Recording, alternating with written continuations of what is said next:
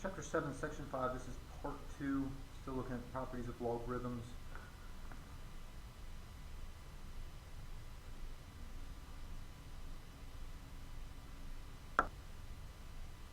So this first section is just a review from Part 1. So remember, we're looking at the multiplication property, division property, and exponent properties here with logarithms. So we look here at log 5 of 12. Well, 12 is 3 times 4. So I'm going to take those two logs and I'm adding those values together. So I have 0.6826 plus 0.8614. And that gives me 1.544. So again, multiplication property, we're just adding those two values to get our final solution, or estimated approximate value. So log 5 of 27, when I look at 27, well, it's not a multiple of 3 and 4, so I'm looking at, well, what about exponents? So 3 squared is 9, another 3, 9 times 3 is 27, so there it is. So 27 is 3 to the third power. So when I rewrite this, we have log, the exponent can go in the front. So 3 times log 5 of 3. So we're just multiplying the value of log 5 of 3 by our exponent. So 0.6826 times 3, and that gets me 2.0478. Log 564, well 64 is 4 to the third power, so again multiplying that by 3, so 3 times 0.8614, and that gets me 2.5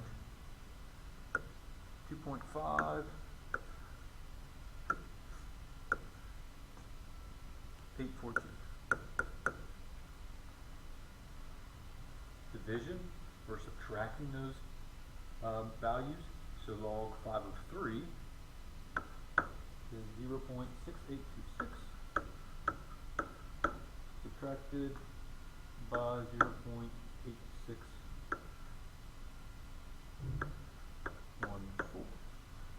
and I get a negative 0.178. We have division again here in number 5, so now we're subtracting log 5 of 4 from 3. So 0, we're just flipping those values around, 8614 minus 0.6826 now becomes a positive 0.1788. And then we have 243. Well, 243 is at 3 to the 4th power. So it's 4 times log 5 of 3, which is 0.6826 times 4, and I get 2.7304. Okay, so hopefully that was just a refresher from last section, or from the first part. Okay, now we're going to take a look at a couple things. Okay. In our logs here, x can't be a negative value, okay? So in order to get rid of the logarithm, inverse is the exponential base of the logarithm, okay? So when we take a look at this, we're solving log 4 of 48 minus log 4 of n equals log 4 of 6. I want to take this part, and I'm kind of going in reverse now, putting it back into one single log. So we have log 4, and with subtraction, that means division. 48 over n equals log 4 of 6. Now we have logs on both sides, so just like we did before, these logs basically just cancel each other out. And I'm just left with the equation part. So I have 48 over n equals 6. I need to get the variable off the bottom, so I'm going to multiply both sides by n. So the n's cancel on the left. And then I have 48 equals 6n, dividing then both sides by 6. And 48 divided by 6 gives me 8. So n equals 8. So now we're using those properties to help us solve. So here we have addition. So with adding, we're going to take and we're multiplying these values. So when I put this back into a log, so I have log 3, and if you want to rewrite them, you can have 2x times 7 equals log 3 of 28. Well, again, these logs are going to cancel. And when I do, I'm going to multiply these two numbers together. So 7 times 2x gives me that 14x equals 28. And then we're just going to divide both sides then by 14. So x then equals 2.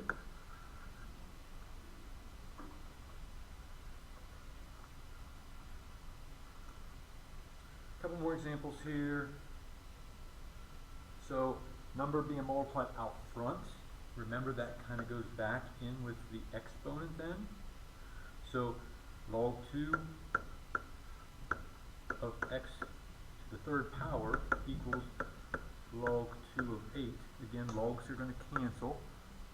So logs cancel here. And I have x to the third power equals 8. Well, how do I get rid of a power? I take roots. So I'm taking the third root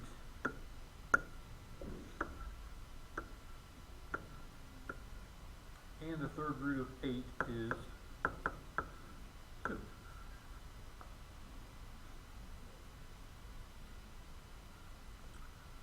Example 4.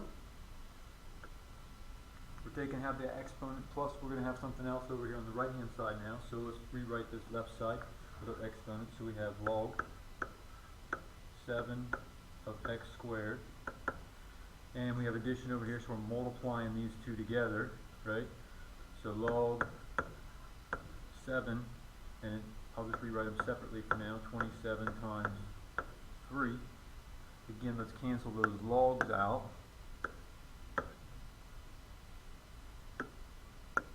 So now I have x squared, and 27 times 3 is 81, and we'll take the square root then.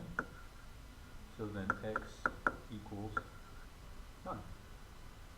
And again, if we're taking that square root, include that positive and negative. Could be positive 9, could be negative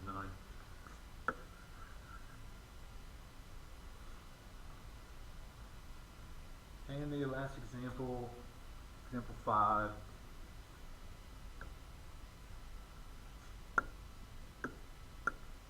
So here again we have addition, so we're going to multiply. So be careful when you multiply those. We have log 6 x times x plus 5.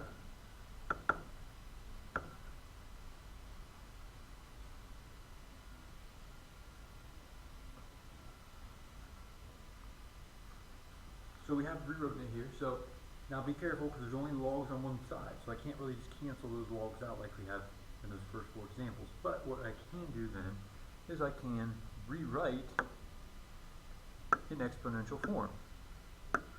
So I'm going to distribute this x, so I have x squared plus 5x, okay? And I want to rewrite this in exponential form. So exponent here is my base, so that's 6. Exponent is 2, so 6 squared equals this x squared plus 5x. Now I got rid of our logs, and 6 squared is just a number we can calculate. So 6 squared is going to give me 36.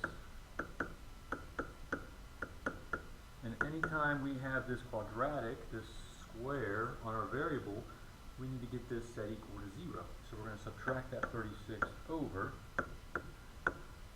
to get everything on the same side. So now it's equal to 0.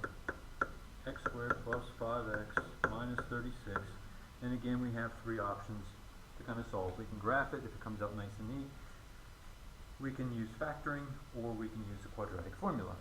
I think this is factorable, so let's take a look here. So a times c on top, so that gives me negative 36. B in the bottom, that's a positive 5. Factors of 36. 1 and 36. 2 and 18.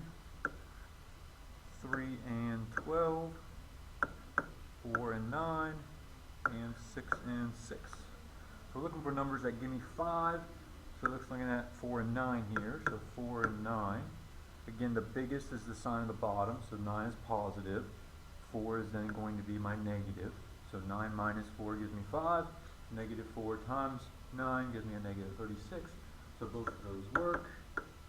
So we have x minus 4, x plus 9.